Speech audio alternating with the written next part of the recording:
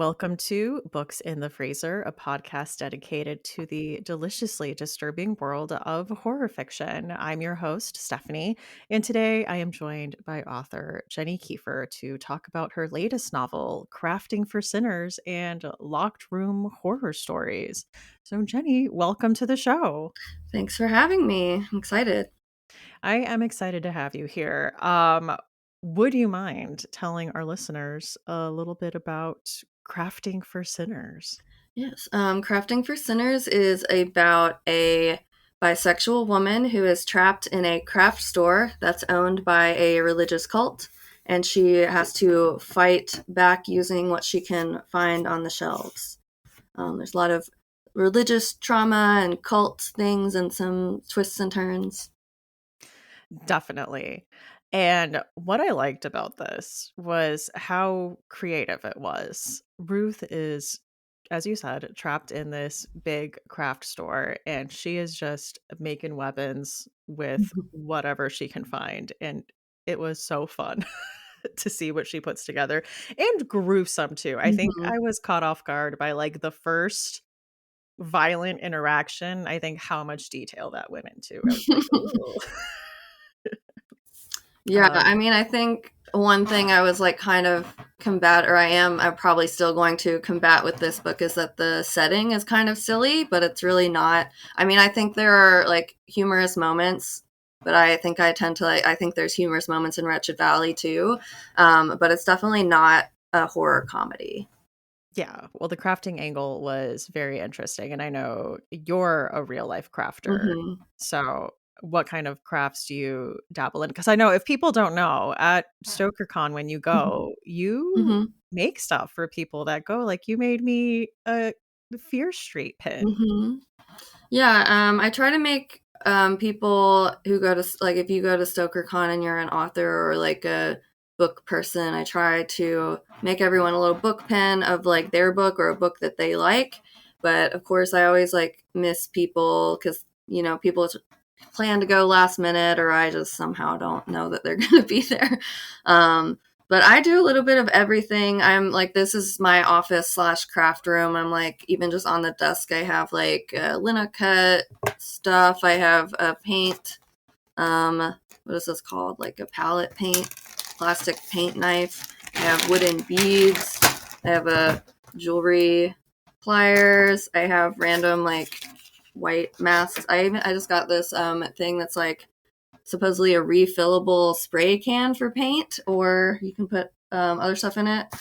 So I do pretty much a little bit of everything. That's awesome. So it's safe to say you know your way around a craft store. Yeah. I have heard this from people who knit, the violence of it, like the constant stabbing and Hmm. how underutilized that is in horror. It's definitely a little exaggerated in the book. With there is like a knitting needle kill, and that one's like a little exaggerated. With like the needles that she has are like specifically marketed as being like extra sharp. I think like I mean I have a knitting needle like so real knitting needles are not like they're kind of dull.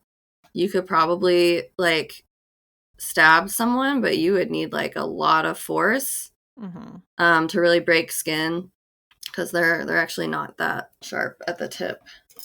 This one might be. This one's a little smaller, but Yeah, yeah, still, it's like you're gonna have to put a lot of pressure to like actually stab someone with a knitting needle. yeah.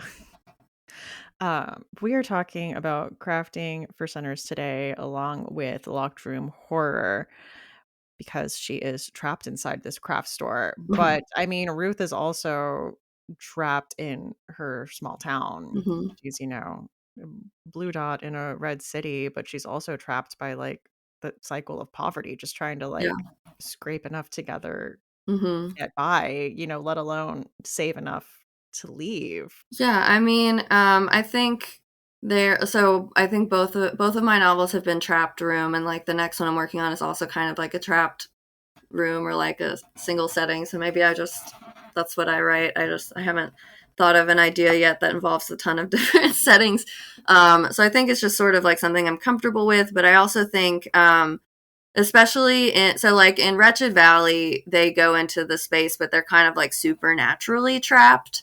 And in Crafting for Sinners, when she does go into the craft store, she's not supernaturally trapped. It's just like physical barriers trapping her in there. But I think like a greater question a lot of times when you have stories like this, especially in Ruth's situation where she's living in this small town where, you know, most of her neighbors and community members are members of this church that's really bigoted and holds really close-minded views.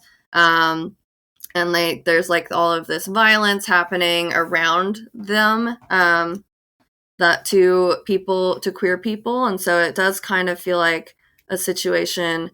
And I feel like I see this a lot currently in like the current political environment, where it's kind of like a lot of people are just like, well, why don't you just leave? And Yes. it's not that simple. Or like when, oh my god, when I keep seeing people in like, I assume blue states being like, we should just cut off all the red states and we should just have all the, you know, like make two different countries with blue states and red states. I'm like, well, you know, just because a state like voted, or, you know, like, you know, the electoral points went to one candidate doesn't mean every single person in that state agrees with that. And yeah, it's like people, and so I do think that's just like a real life situation that people find themselves in. It's just like they're trapped by where they are, by poverty. And I think Ruth is also trapped a little bit by her anxiety around her relationship. So I think the emotional arc in the book is kind of her, um, you know, not only going through all this like terrible fighting with cult members and trying to survive that, but also sort of reconciling with that anxiety of her relationship. And one of her big fears is like, well, if we moved out of Kill Devil, where the story is set, and we moved to like a more progressive area, I guess her fear is like, well, what if her girlfriend like meets someone else? Yeah. Sort of like, what if she's only with me because I'm, you know, the only available person to be with? Definitely. I felt like the book handled that all very well because I am in a purple state, but I, Mhm. you know, feel your frustration and that things are more nuanced that they seem. Like in Yeah, Kentucky, like, yeah, you vote red, but you have a blue, you have Andy Bashir. Like, yeah. you know, it's complicated and a lot of places are gerrymandered and there's things Hmm. outside of your control where not everyone is equally represented. Yeah, and one problem in I live in Louisville, Kentucky, which is like the, you know, maybe besides Lexington is like one of the only counties that consistently votes blue in like larger elections, like president and stuff. But even then, it's like we have a problem in this county with and maybe it's the state wide, but I know like in my county, like the voting hours are really restrictive. It's Oh, like the polls, I think it's like something crazy, like maybe 6 to 6. So it's like 12 hours, but like six is like, but if people have kids, like they can't go in the morning, and then like six is like an hour maybe. Like if they have a typical corporate job and they have kids, it's like when can they go vote? And there's like early voting and stuff, which helps, but I don't know. It's just like our polling hours are really restrictive. And I think this last election there was an issue where like the machines like broke or like went offline or something, and like the county clerk still wouldn't extend hours. And my personal polling place is like 3 miles away and not walkable at all, even if you wanted to walk 3 miles, because you have to cross like this overpass over a highway. And it's been wow. like that for like years, like um maybe like 5 or 6 years. And I like have contacted the county clerk's office, and they just sort of throw up their hands, and it's like, well, there's no other place to put you, and it's just very frustrating. That is really frustrating. I wanted to speak to your other point that, you know, going through this experience, Ruth also works through her anxiety Mhm. about, you know, where she stands in the relationship and like what moving could mean. I Mhm. also love in locked room stories that I feel like we are putting our characters through something. Like they are dealing with the like real time, real issue of Mhm. being physically trapped in this space, but you also get them like mentally working through some trauma. Yeah.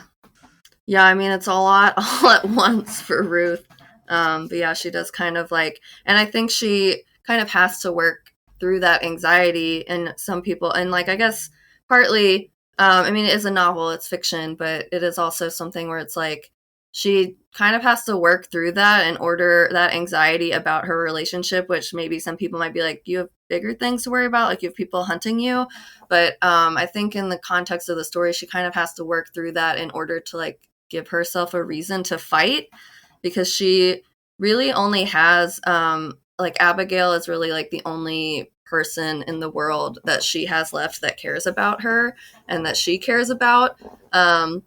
So it's like if she were to let that anxiety overtake her, she I think there are parts in the book where she thinks about giving up the fight, because it's like, but she ends up, and so she does have to like sort of work through that anxiety in order to have the motivation to fight back. Yeah.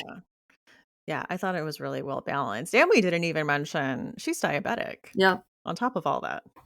Yeah.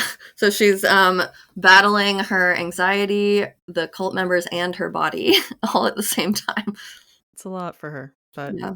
well, should we talk about some locked room horror movies? Sure. I had Escape Room on here, which is a guilty pleasure of mine. It's like, Hmm. have you ever seen it? It's like I have seen it. I think PG-13. there's like It's two of fun. them, right? Yeah. Yeah. I just think they're a lot of fun, and my son is kind of finally at that age where he, like, Hmm. wants to watch horror movies with me, and this is, like, the level of stuff he can Hmm. handle, but I feel like it's very creative. In the Yeah. first one, all these people get invitations to, like, test out this escape room, and, like, one Hmm. of them is, like, an escape room enthusiast, and our main girl is, like, a math whiz, and the escape rooms obviously become deadly, and they Hmm. each get picked off one by one as they like make their way through the different ones. But I like Yeah. that. I don't know if it was the first one or the second one, but the one scene I really remember is when um they're like in what looks like an outdoor scene, and there's like acid rain, and they have to like, Oh, yeah. That's the second one, Tournament of Champions, and they have like an umbrella and it's like going through the yeah. umbrella. I also had Green Room on here Hmm. I love because that one. I just feel like it's a punk band who Hmm. is playing a gig at this white supremacist Nazi club, Hmm. and they go in the green room and they see something they weren't supposed to see, and so now they're not letting the band leave, and they Yeah. have to like fight to the death. Yeah, I think that movie is like really well done, and it's very, there's so much tension. And I typically like prefer movies that have like a little bit of a supernatural sort of twist Yeah, to them, or like angle to them, and that one really doesn't have that, but it was just very well done, very well acted. it is. I mean, the I agree. It's very well acted. It's very contained. The stakes are high. Mhm. Like everyone mentions, seeing Patrick Stewart as a Nazi. Yeah. It's like, unfortunately, he's very good at it. And Anton Yelchin is in it. Yeah, he is. R.I.P. I also had Cube on here. I haven't seen Cube. It's a Canadian movie from the aughts, but it's like several people wake up in different parts of this like cube structure, and there's like one way to get in and out of the different rooms to like navigate, and like Mhm. half of them are booby trapped in some way, so they have to like figure out ways to test it, and Mhm. they start turning on each other as they're like, wait, why are we in here? What's the last thing you remember? Like, Yeah. it's just one of those like extreme locked room, one location, small cast Yeah. stories. I have Ready or Not, which is, I think it's from 2019. That It's sounds about this right. woman who she gets married, and then the family she's marrying into is like this rich family, and they've made all their money from board games. And so their ritual is like you have to draw a card and play a game, and she picks, it's not Ready or Not, hide and seek. She picks hide and seek. And then that's actually like the bad card. And so then like she has to hide while they hunt her. And if they don't kill her and perform this ritual, like they believe that like they're gonna be taken to hell. And it's just like really well done, and it was really and so she that's kind of, it's like she's trapped in the house with them. And I thought that it was really well done. There's a lot of humor. I thought that they did a really good job of like revealing information to the audience without it feeling like I am the screenwriter giving you information that you need to know. And we just have like a really scrappy sort of final girl in that Uh, one. she's Um, the best in it. yeah, Samara Um, Weaving is so good. She was also in another trapped um, horror movie called Mayhem that was really fun. oh, yes, I love that No, movie. it's just like really kind of campy, fun gore. It's like there's a virus that makes people really angry and act on their like really violent impulses, and it like somehow gets. I guess maybe somebody was infected, but it gets into this office building, and they have to like shut down the whole like quarantine the whole building, and then of course everybody gets infected, and it's just a lot of crazy violence and a little Yeah, very over the top. yeah, it's like her and Steven Yeun, and I think she was there, like, for a loan, and her, like, Yeah. loan didn't get approved, so then she's like, we are going to get this loan approved." Yeah. um, I feel like this one is not talked about enough, but I think it was a Shutter produced film called Slacks, Slaxx, and it's a movie that on its surface feels like it's going to be really, really, really stupid and silly, which in some parts it is. It's about like a cursed pair of pants. So there's these. It's like I don't even know what store I want to say. It's like sort of like a really upscale clothing store. I don't really know. I don't buy like upscale clothing, so I don't know what store it was trying to make fun of. But um, it's like one of these stores where it's like the employees all have to wear the current trend like line of clothes, but they have to like buy it themselves. And I'm sure it's like making fun of a specific store, but I just don't know which one. um but like so they're doing like a reset for like this new pair of jeans that's supposed to like have some weird technology that like conforms to your body and like makes everyone look amazing in these jeans. And so the premise is that like these employees are like and the manager are like doing this overnight reset, and they're locked in the store. Like I don't know, for some reason the door actually locks. I think it's really silly, or like seems like that would be like a hazard or whatever, Yeah. and it turns out to be a hazard. But then there's like one of the pair of jeans is like cursed, but I don't want to give it away, but like the reason that it's cursed makes like sort of changes the film into like a little bit more serious than it looks appears on its surface. Okay, I've scrolled past it on Shudder, but I feel like I do need to watch it, it seems. It is really fun, but like I said, there's like a twist that makes you be like, oh, it's a little bit more serious than it seems. Um, I feel like there's so many trapped horror movies. There's like In the Tall Grass, based on that Joe Hill and Stephen King story. There's Hell House LLC, which is one that has a really stupid name, but the at least the first one was really good. I don't really care for the sequels too much, but No, I don't yeah, I diminishing returns on 2 and 3, although I did like Origins that came out, like, a few years ago. yeah, I don't. I guess I I think liked it better than 2 and 3 at yeah, least.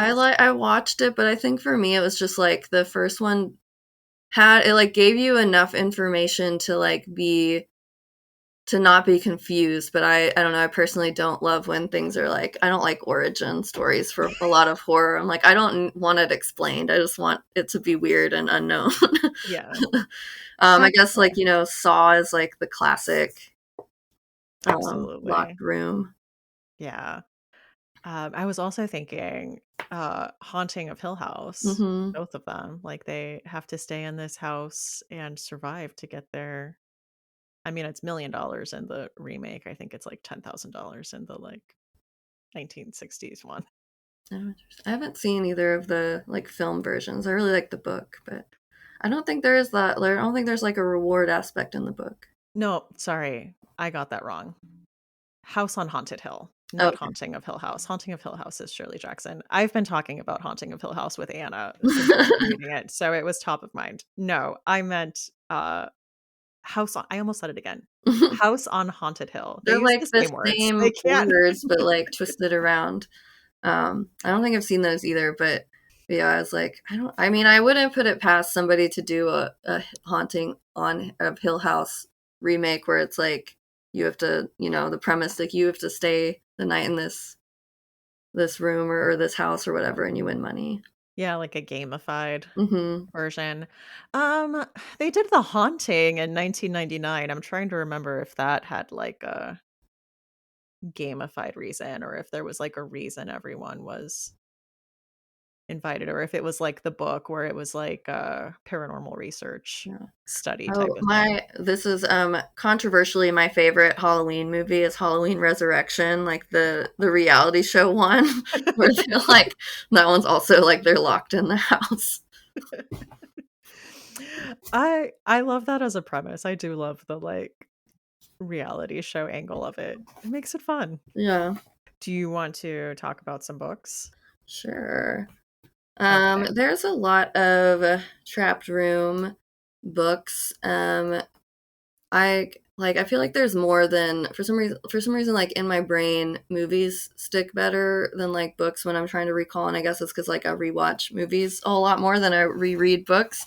But recently I read The Unworthy by Augustina Braz Terrica, which was a really, I guess, like interesting premise for like a locked location, because it's like these people are in essentially like a monastery sort of area. So it's not like a room, but it's like a cloister.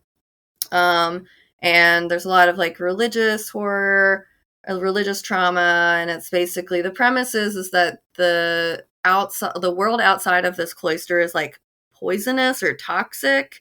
Um, but the way I really loved that it was kind of epistolary in a way, like the premise is that you're reading like these scribblings that the main character is like kind of writing and hiding away, and she's not really supposed to be writing. So sometimes things just like end abruptly, and there's like words crossed out. And I get, like I said earlier, where I don't really want things explained. I loved how like kind of vague some aspects of that were, and you don't really know like what's true and what's not, especially since in those situations where it is like writing from a character, it's always sort of inherently unreliable. Yeah. Um, I have Horror Store by Grady Hendrix, which I think is just like classic. I don't want to say corporate, but like retail horror. Yeah. Really also love the production of the like physical book, how it looks like a catalog, like a furniture company catalog. Um, And I think that's another one where I think like a lot of people pick it up and they think that it's going to be just like this really humorous, like sort of silly, campy book, and it's really not. I mean, It's darker than it seems for yeah, sure, but it's yeah, the outside and the packaging of the, like, similar to an IKEA catalog, and hmm there's, like, fun recurring bits, because I think yeah, it's the company is, like, Orsk, yeah, so it's also, like, a Swedish company, and then there's, yeah, like, um there's also, like, different furniture that's named different things. So, yeah, yeah, like, all these trappings might make you feel like it's a lighter story than you're hmm going into, because I feel like this is one I have recommended as, like, "Oh, like, entry level, like, hmm baby horror," and the person came back to me and they were like, "No." Yeah, it's just like I think it's one of those ones that like a little surprised me a little bit, but um I don't know. I think that there's like layers to a lot of things. I also have The Troop by Nick Cutter, which I really loved. I think he is a great writer. I don't. I want to. If I ever like meet him, I wonder if anybody's ever asked him what beef he has with turtles. When he was on, I almost asked him about, like, what beef he has with animals in general, just because I feel like every book, but yeah, you're right, there are There's a lot of turtles that are harmed in his books. it was like a childhood pet that, like, Bit him or wronged something, wronged him gave in him some way. salmonella. Who knows? Um, I really liked that one. He has another, and that one was like really I really love reading and writing body horror, and he does it really well. I don't really like watching body horror very much, but I think a lot of times I feel like I guess I'll say like I feel like a lot of times when I watch body horror, like it's not to further the plot, or it's like kind of just like because a lot of times like I'm thinking of Tusk, it's like you made that just to be gross, like it's not really, Mhm. I don't know. I want my body horror to have more purpose. Speaking He of also had, I guess purpose. it's like, not, it's kind of a locked room, but not really. He did like a book with, Nick Cutter did a book with Andrew F. Sullivan, um, called The Handyman Method, which was really interesting because it's like a haunted house, but new construction. But Yeah, I guess like for most of it, the characters aren't really like specifically trapped there. Like it's yeah, like one character is kind of trapped in his head. which still is trapped. Yeah. And I think we have the same honorable mention. I had a 2025 release, Exiles by Mason Coyle, which I think was the pen name for Andrew Piper, who Mhm. unfortunately passed away this year. So this I think is his last work. But this is about a crew on a mission to Mars to establish like the first ever colony. So it is very much like this is a one-way ticket. There's like three people. We're getting there to get things started. And ahead of them, they sent three robots to like get things ready for, the three humans to come and take over. But as they are getting closer to Mars, they notice they are having like communication issues and Mhm. like things seem a little fishy. And they get there and find that things are a mess and the robots have like kind of turned on each other and they've like adopted names and personalities and like Crazy. they try to interrogate them and like they begin to lie and they're like whoa whoa whoa what is going on and then one of the humans dies and so it is very much like oh no we're stuck with these and like one of them is a killer and we have to figure out like who's lying and for Oh, what man. reason and what's going on this like space colony to Mars. It's like that video game all the kids were playing, Among Us. Yeah. There is a killer among us. So this was really fun. I read it in like one sitting and it's just that kind of book. It's a novella length, but yeah, like you'll breeze right through it. I also had Rest Stop by Nat Cassidy, which is also a novella, and this is about a musician who is on his way to visit his grandma who is ill, and he stops in at a gas station that seems empty, and Mhm. he, stops in to use the restroom, and then finds himself like locked in the bathroom. And it's just like the amount of things that happen just as he's like stuck in that bathroom, but also like, crafting for sinners, where it's like I'm very much in here and dealing with these like physical things like critters and Mhm. like who knows what kind of horrors. I am also very much like processing and like going through trauma and like Mhm. coming to terms with things at the same time. Like it's a good vehicle for that. But that one was a ton of fun and another like all of these are actually like these are Fast paced. fast-paced reads. And my last pick was How to Survive a Horror Story by Mallory Arnold, which came out this year, and this is about 7 authors who are invited to a, like, reading of the will for one Mhm. of their writer friends, and, it very much turns into, like the escape room movies where he was like, "Now that you're all," they're reading his Yeah. will, and it's essentially like, "Well, now that you're all here, each of you have wronged me in a Oh, no. specific way, and you have to, like, own up what you did and solve the puzzle, um, for each room, and, like, we'll see who's the last one standing." Kind of just like a high concept, like a horror locked room mystery type of thing, but I had a lot of fun with that. And as an honorable mention, I had We Need to Do Something by Max Booth III because Mhm. that is a family stuck in a bathroom Mhm. during a storm. There's like a tree that falls on their Yeah, it's like house a and like tree blocks the door, and I think upon my first reading, I thought this was kind of weird, but then I realized that, like, I think my bathroom door also does the same thing, where it's like usually they open in, but like theirs opens out, so they like have this giant tree blocking. Um, and I guess because it opens out, they can't just like pull the pins out, or it'd be like a lot harder to like just get the door off the hinges. Yeah, and I think they, like, say that in the book, like, Yeah. why didn't it open inward? Yeah. But this is, like, is it maybe also, like, supernatural stuff they're dealing Mhm. with? And there was a movie adaptation that I Mhm. really liked, and, I think Max posted about this, but for the movie, I think it was Ozzy Osbourne's, like, final film credit, Yeah. he has, like, a voice. Yeah, he voiced something that would be a Yeah, spoiler something. to say. Yeah.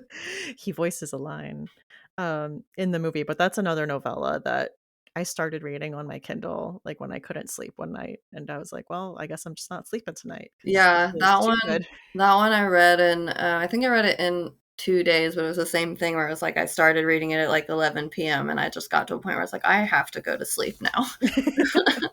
We have to put hard limits or else we'll just keep going. Yeah.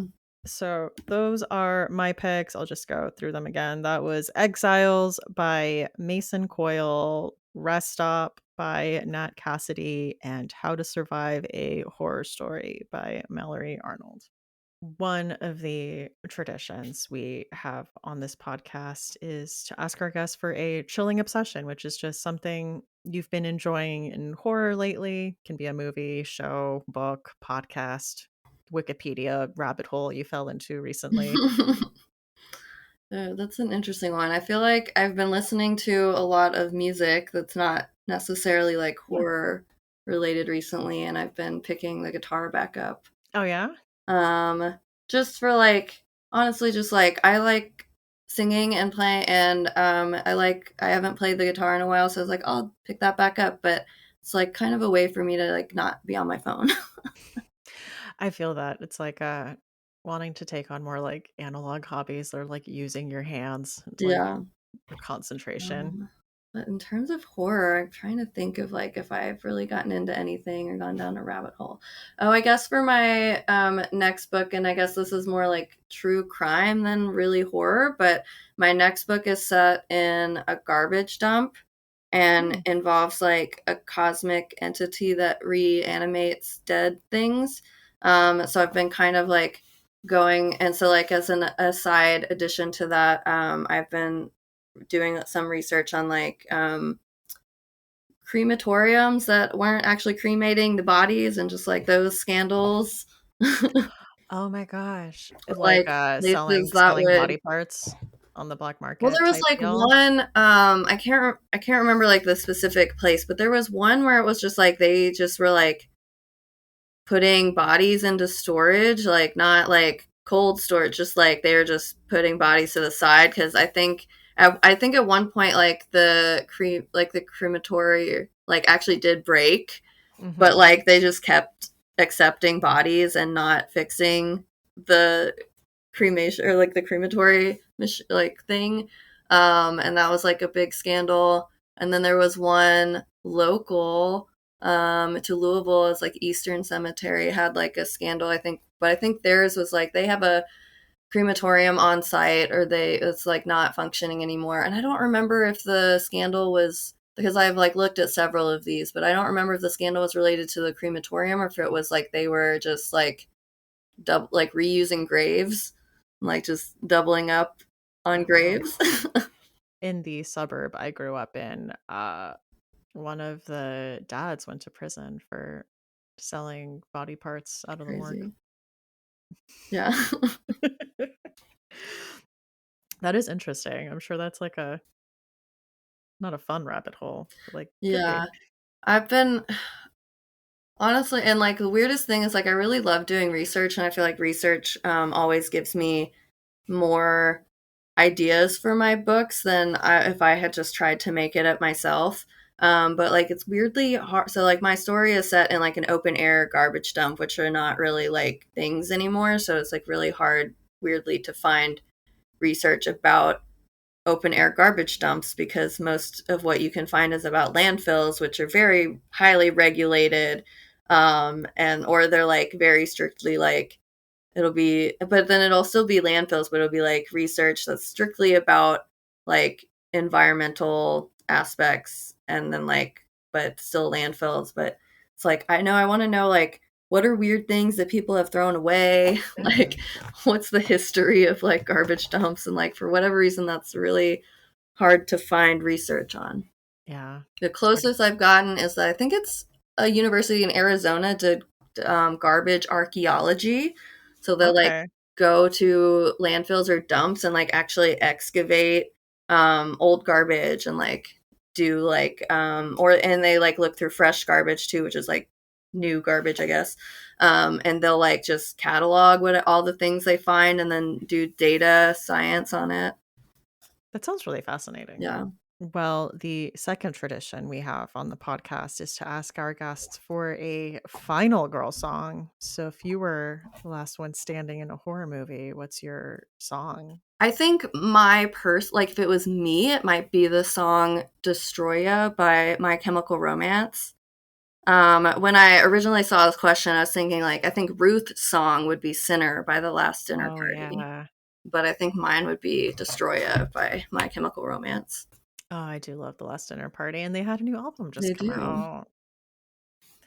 Listening to that. Okay. You know what? I'll add them both to the list. All right. Ruth gets a song and I get a song. Well, Jenny, thank you so much for coming on here today and talking to me about crafting for sinners and Yeah. locked room horror. Thanks for having me. Books in the Freezer is a bi-weekly podcast. We post episodes every other Tuesday. You can find us on Instagram, Threads, Blue Sky, and TikTok at Books in the Freezer, or send us an email at booksinthefreezer@gmail.com. Show notes for this episode can be found in the podcast description and at booksinthefreezer.com, where you will find a list of all of the books mentioned with links to my bookshop.org bookshop. So you can get yourself a book that's mentioned and support the podcast and an indie bookstore. If you're looking for another way to support the podcast, consider becoming a part of our Patreon community at patreon.com/booksinthefreezer, where there are several different perks like early access to episodes, merch drops, reading challenges, things like that. There's also a chat where you can connect with other Patreon supporters, and there is access to bonus material like the new House at the End of Fear Street series, where we are making our way through R.L. Stine's Fear Street books. It has been a really fun time. You do not want to miss out. That is patreon.com/booksinthefreezer. If you are looking for a free way to show your support for the podcast, consider leaving a review on a site like Apple Podcasts or Spotify, or just sharing about it on social media. Every little bit helps, and with indie podcasts like this one, word of mouth is huge. So a big thank you to all of you who have taken the time to do that. I truly appreciate it. I have been your host, Stephanie Gagne. Thank you so much for listening, and see you next time on Books in the Freezer.